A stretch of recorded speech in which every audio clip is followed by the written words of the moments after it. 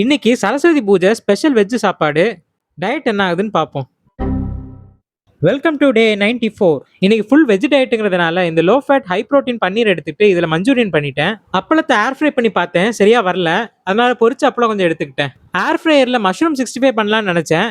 பார்க்க 65 மாதிரி வரல, பட் டேஸ்ட் நல்லா இருந்துச்சு. கூட அவியல் கூட்டம் நார்த்தங்காய் பச்சடியும் பருப்பு சாம்பார் ரசம் தயிர்னு கொஞ்சம் அதிகமாகவே சாப்பிட்டேன். சாப்பிட்டுட்டு அடப்பாயசம் வச்சிருந்தாங்க, அதுவும் ஒரு கப் குடித்தேன்.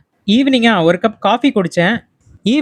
பூஜை எல்லாம் முடிஞ்ச பிறகு பூஜைக்கு வச்சிருந்த சுண்டல், தேங்காய் சர்க்கரை போட்ட வாழைப்பழம், சுக்கு பொடி மூணும் சாப்பிட்டேன். இந்த சுக்கு பொடி அரிசி மாவு சுக்கு கருப்பட்டி இவ்வளோத்தையும் வச்சு செய்வாங்க. இதுல கொண்டக்கடலையில கொஞ்சம் புரோட்டீன் இருக்குது. ஆனா எனக்கு ஃபேவரட் இந்த சர்க்கரை போட்ட வாழைப்பழம் தான்.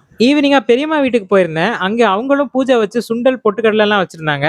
ஆல்ரெடி வயிறு ஃபுல்லா இருந்ததுனால கொஞ்சமா சாப்பிட்டேன். அப்புறம் எல்லாரும் கிளம்பி சரஸ்வதி பூஜை ஸ்பெஷல் ஆர்கெஸ்ட்ரா எல்லாம் பார்க்க வந்துட்டோம். அங்க உட்கார இடம் இல்ல, அதனால ஒரு 2 பாட்டு மட்டும் கேட்டுட்டு வந்துட்டோம். முக்கியமா அதுல ஸ்பெஷல் மென்ஷன் இந்த ட்ரம்மர் தான். அப்புறம் அங்கிருந்து கிளம்பி பக்கத்துல ஒரு கஃபே போனோம். அங்க முட்டை மிட்டாய் எல்லாம் வச்சிருந்தாங்க. ஆனா இன்னைக்கு ஃபுல் வெஜிடேரியன்ங்கிறதுனால நான் அதை வாங்கல. அங்க எல்லாரும் சமோசா கொழுக்கட்டைன்னு வாங்கி சாப்பிட்டாங்க.